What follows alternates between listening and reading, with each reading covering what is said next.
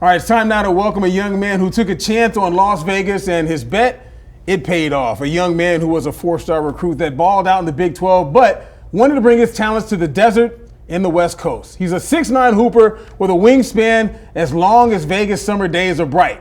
He's the Runnin Rebel that led UNLV in scoring in his final game, and is the elder of the Boone brothers. Folks, welcome KB, Keylan Boone. How you doing? I'm doing good, man. How are you? I'm good. So first and foremost, man, you coming to Las Vegas after your career is done now.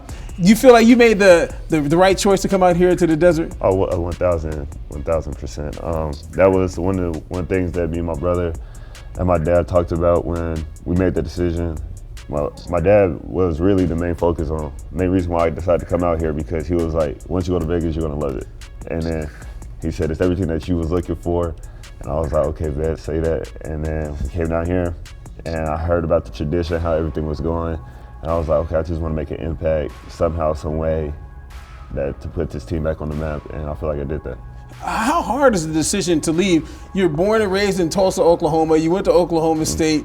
To make that decision to leave the state to go all the way out west? See, that was the hardest thing. And it was like a hard reality I had to face, because I went through that same thought process and same question my junior year at Oklahoma State, and I was just like, am I ready to go somewhere far away from my family, stuff like that? Yeah. And junior year, I really wasn't, and my junior year, if that would have happened, I probably would have been here a year sooner.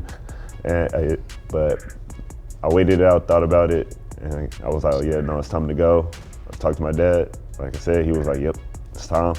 Let's go do something bigger and better somewhere else. I got you. And then my brother was on this West Coast, and I was like, okay, let me go be on the same side as my brother. That's what I was going to ask you. Did that play a big key in the fact that Keylan Boone wanted to come to UNLV as well? Oh yes. So I had to convince Key to low-key enter the portal again. Really?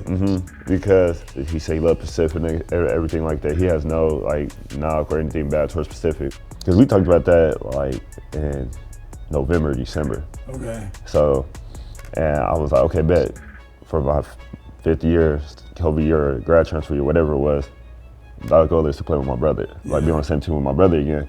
And you got out here. So what were your thoughts when you came to Las Vegas? And what did you tell people about coming to Las Vegas? Because I know what it's like when you come out to Las Vegas. I came out for a job. I'm not from here, right? Mm-hmm. You think it's much different than what you hear, what you see, and everything else. So was it like that for you? One of the main reasons why I came down here wasn't so I could just party, to party and everything. It was more about the fact I wanted options. Like Stillwater, Oklahoma, I love Stillwater, love that community.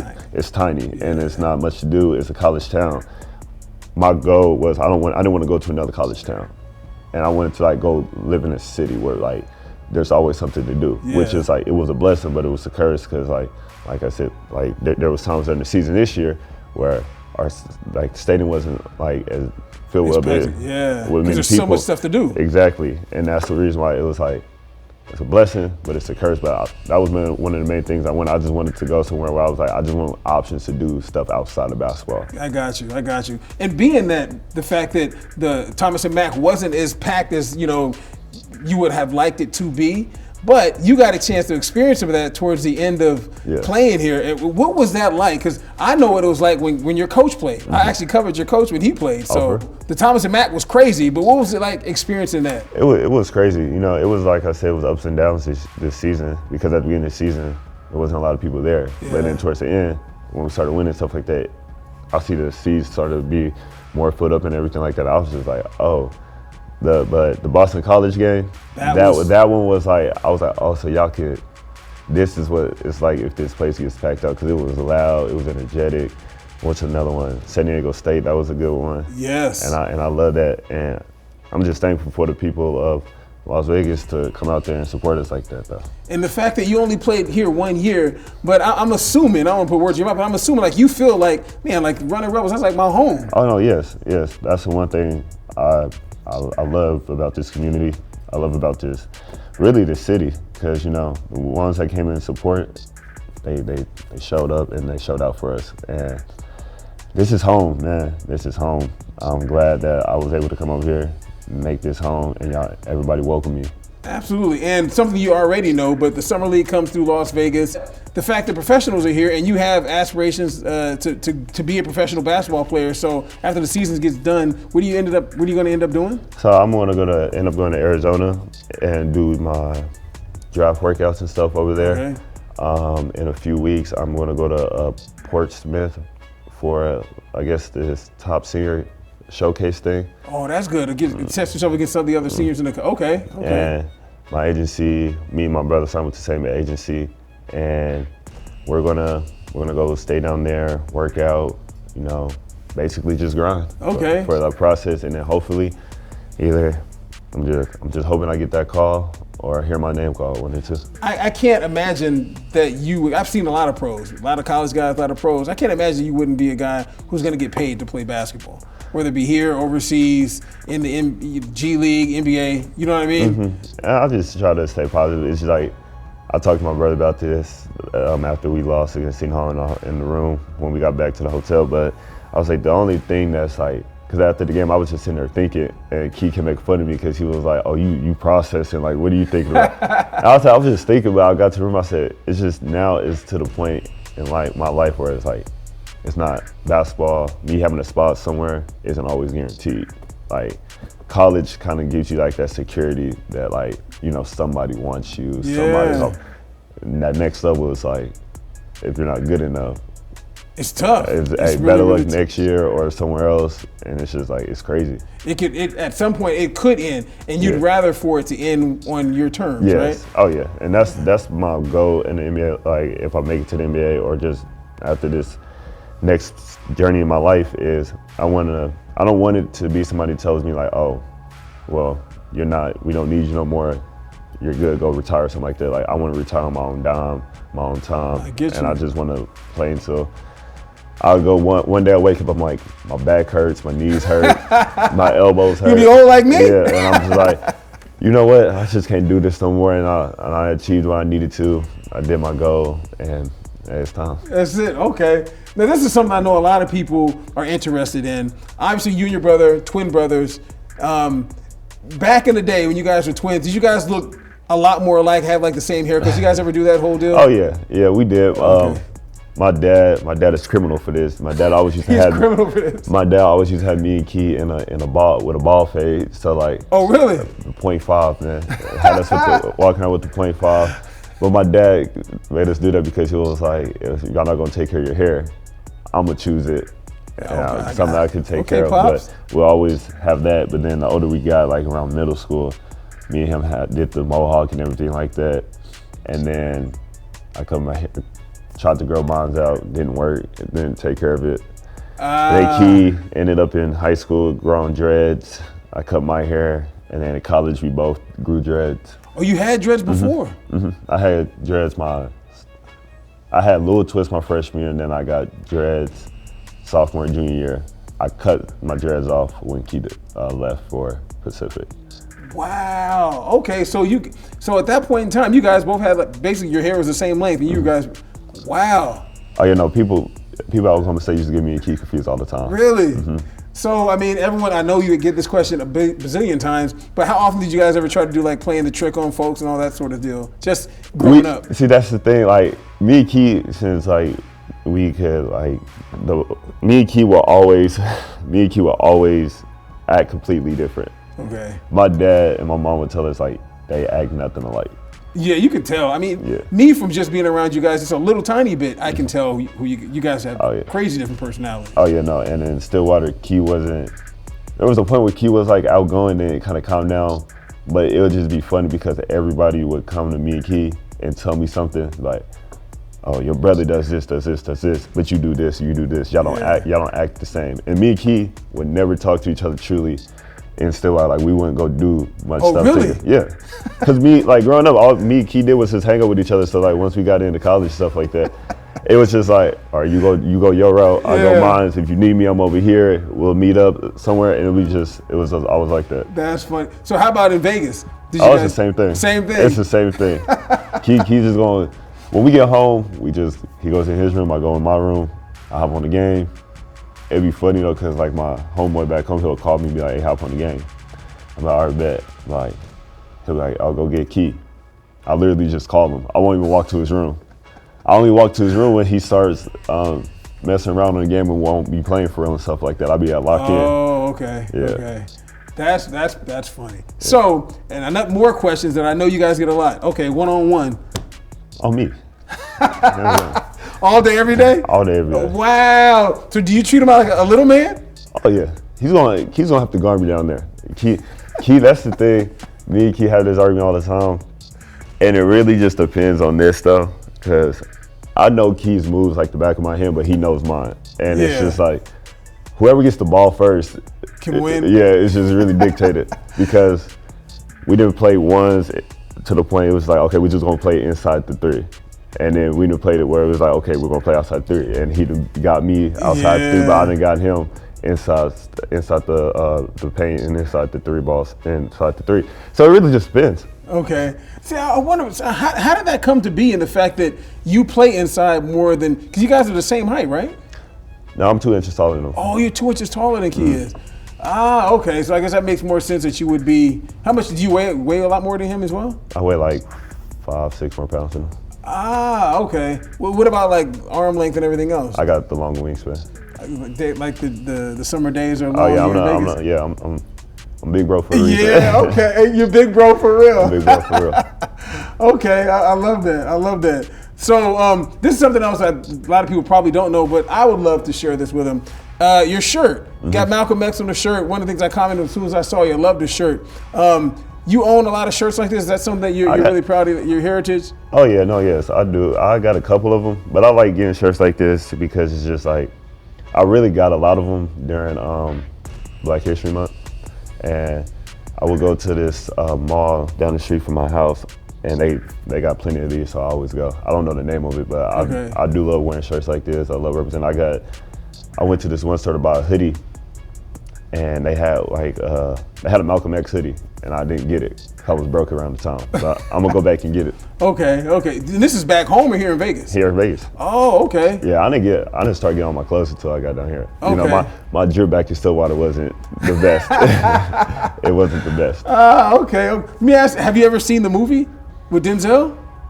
No, like I seen little bits and parts of it. Okay. But I never just really sat down and just watched the whole movie. You should definitely peep it. I need to, because I've seen it on TikTok, and there's a part in the scene, there's a part in the movie that is like a meme now, where I guess he was like that brother starving or something like that, and like I just see that. I know part when he was in the is when he met one of the young brothers in the diner when he came in to meet Malcolm. I know exactly what scene you're talking about. Yeah, and I was like, I'll watch YouTube videos or TikTok videos, and I'll just see somebody do something goofy, and then that would just pop up all the time. I got you. And more stuff that I wonder about. Do you guys on the team know how good your coach was at playing? Do you guys ever YouTube or have any idea how good your coach was? I ain't gonna lie. We talk a lot of mess to our coaches.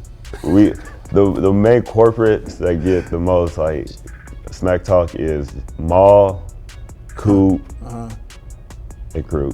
Really? Yeah. Okay, so you guys, your coach could hoop. I mean, like he could really hoop. Me and Key asked him that. We was like, what were you great at in college? He's a good shooter, but he was a good pass. He led the Pac-10 in assists. Yeah, no, he told us that he was like playmaking. He really could playmate. He was like, you're not just gonna take the ball from me. I'm gonna make sure everything was straight. I was like, oh, okay. And Maul was just elite. I ain't gonna lie to you, Maul stories and hit. Some of the tricks that he taught us to get our bags right down there this year, I was like, okay, Maul got it. Maul got it. Nah, it's good. I always wonder about that because a lot of times, especially like younger guys, you guys don't know like how good older players were, unless you get on YouTube and really kind of search for it. I remember hearing Giannis Antetokounmpo when he was playing for Jason Kidd, had no idea that Jason Kidd even played in the NBA. And his dude was like an Olympian and one of the 75 greatest, you know what I mean? Yeah. So you guys, who's like a person you look up to now as far as like a basketball player that's in the league? You model your game after anybody that, you know what? My favorite player that I like to play out there is Anthony Davis. AD? Because that's how he likes to protect the rim and how his defense is, but also how he can just shoot, face up and stuff like that, put his back to the basket. But that's somebody I would try to I'll say I try to monitor my game after. I just didn't shoot the ball a lot this year because I feel like I got shooters that can do that for me, and I know like my strengths. That's playing smart. Yeah. That's playing smart. You don't understand how many times me and Key got into an argument about that because he'll be like, "You don't shoot." He'll be like, "I can't shoot." I'm like, "I can shoot. I just don't need to shoot." There's a difference. That's your job. Yeah. I know. I'm the type of person. I'll tell them this. I said, if I can get to a hook shot 99% of the time, it's good, and I can make 7 out of 10 of them, why would I stop doing that and go do something else? He'd be like, this to expand your game. I'm like, if they can't stop this, why not? Why do something else? And then he'll always just try to talk mess. Like I promise you don't know how many times my dad's been on the phone with me and Key after a game, and like literally we'll get on that topic, and my dad would be like, he won't say nothing. Yeah. My dad would just let us argue for like 30 minutes about that very thing. Just that. I don't understand. So I would have to say I have to side with you on that point because I mean, if you're killing somebody with something, do it until they stop it. Yeah. Do it until they stop it. That's how I feel. If it's not broke, don't fix it. Absolutely don't fix it. I mean, if he's good nailing the corner three, keep shooting it. Oh yeah. And it's a little step. I mean, that's his shot. Like Key doesn't have a shot. He just shoots whatever he feels like shooting. He definitely has no conscience. He does not. He does not. He definitely has zero conscience. There was one day, Dev, one of our GAs, was talking to him, and he was trying to tell him. He was telling him like, you need to step in and shoot, like a closer three. He was like, why would I do that? Like he was like, it was funny though, cause they was playing, but he said, I shoot like 30-something% from three, so it's like. That doesn't really matter where I shoot the ball. Yeah. If I'm confident, I can make this shot 5 out of 5 times. The same as I can make that other shot. Yeah, and then he was like, all we said was do like step close. I said, Key, what's the big deal? Key just thinks he's the best shooter. You know what though? You have to believe it. You know how I play hoop. You have to believe it's going in before it goes in. I know facts. Yeah, you got to believe it's going in. But I don't think he's the best shooter though. I don't think he is. I won't comment on that because he's not here to defend himself. But I appreciate. He's not. He's a really good person in that he's a great player. If you say throw something up, and just make it, that's key. Yeah, the one off the glass that comes to mind immediately in the Boston College game. I ain't gonna lie to you. When he made that, I was just like, bro, what is you doing? Like that was unnecessary. You could have just. He could have shot it before. Yeah, like No, you didn't even have to push off the dude. Yeah. Like you didn't have to run this far back to do this. And then he took the step back. That's the thing that blew me. I was like, bro, he took a step back just to make sure you was in the logo, the NIT logo. Yeah. And then baked it in. Yeah, I meant to do that. Yeah, just act nonchalant about it.